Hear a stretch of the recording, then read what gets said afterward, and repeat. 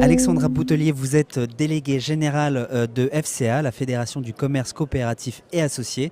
Nous sommes ici au Studio TV des Échos de la franchise. Ma première question est, quel est le poids du commerce associé dans le paysage économique français ? Alors ça représente 30% du commerce de détail, c'est-à-dire 7% du PIB français. Alors ce chiffre d'affaires est réalisé par à peu près 30 000 entrepreneurs indépendants qui déploient plus de 43 000 magasins, le tout sous environ 153 enseignes. Aujourd'hui, il y a une vraie problématique et ça concerne la reprise de points de vente. Ça concerne combien de points ? On a estimé que dans les 5 ans à venir, il y aurait à peu près 8000 points de vente qui seraient à reprendre, tout simplement parce que les entrepreneurs qui les dirigent arrivent ou se rapprochent très fortement de l'âge de la retraite et que donc ces affaires seront à céder d'ici cette échéance-là. Ça concerne plus certains secteurs d'activité que d'autres ? Non, honnêtement, ça représente tous les secteurs. On est présent sur une trentaine de secteurs, donc ça va de l'alimentaire en passant par l'optique, le sport, le jouet, la puériculture et les agences immobilières, entre autres. Donc ce sont à peu près toutes ces enseignes, puisque la plupart d'entre eux sont des réseaux qui sont créés il y a plus de 50 ans. Donc là, on arrive, je dirais, à la fin de la deuxième génération. Vous allez mettre en place des actions concrètes pour justement répondre à cette tendance ? Alors oui, il y a double niveau. D'une part, les réseaux eux-mêmes sont très actifs. Il y a des recrutements qui se font en interne, soit par des adhérents déjà présents, puisque de plus en plus, les adhérents qui sont des entrepreneurs souhaitent se développer et donc d'un point de vente en acquièrent un deuxième, plus un troisième, plus un quatrième. Sur leur site internet, de plus en plus, il y a des possibilités d'avoir accès aux informations des points de vente à reprendre, la participation à des salons comme celui-ci, bien évidemment. Nous, au niveau de la fédération, on a enclenché à peu près le même dispositif, c'est-à-dire qu'on participe au salon.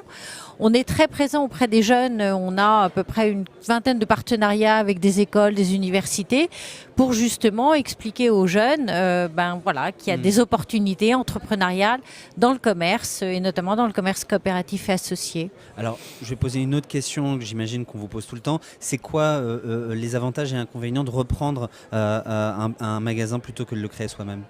Alors, l'inconvénient majeur, je dirais, c'est que ça coûte plus cher que de le créer. Oui. Mais ceci dit, c'est un inconvénient qui n'en est pas un, parce que ça a un coût, mais ça a des avantages qui vont avec. C'est-à-dire que l'affaire est déjà existante, que donc la zone de chalandise est déjà testée, qu'on a une idée de ce que peut être le volume d'activité, que par ailleurs le groupement est là aussi pour accompagner le repreneur, donc pour l'aider à savoir si le prix auquel il est prêt à reprendre est le juste prix, lui proposer tout un accompagnement de financement, et puis ça donc sécurise un projet. Bon, c'est toujours plus difficile de partir de zéro, de reprendre. On a déjà un point de vente, un concept, des clients qui sont testés, validés et confirmés. Vous avez parlé justement du rôle de l'enseigne dans ce rôle de reprise. Vous avez parlé de l'accompagnement. Vous pouvez nous en dire un petit peu plus ?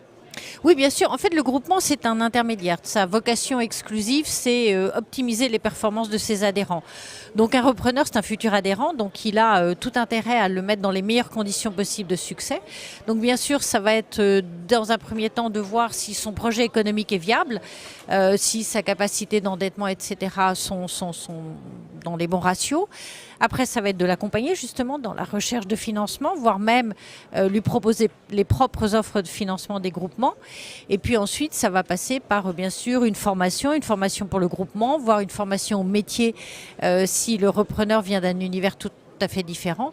Et puis petit à petit, ça va être de l'impliquer de plus en plus dans toutes les commissions, les groupes de travail que le groupement propose et qui permettent donc aux nouveaux repreneurs de se familiariser avec l'enseigne, avec son mode de fonctionnement. Et puis de plus en plus de groupements ont un fonctionnement en tutorat, c'est-à-dire qu'un des adhérents déjà présents prend quelque part sous son aile le nouveau venu pour lui donner des conseils, éventuellement l'accompagner s'il en a besoin. Merci à vous, Alexandra Boutelier, de toutes ces informations. Je le rappelle, nous sommes au Salon des entrepreneurs sur le Studio TV des Échos de la franchise. Merci à vous et à bientôt. À bientôt, merci.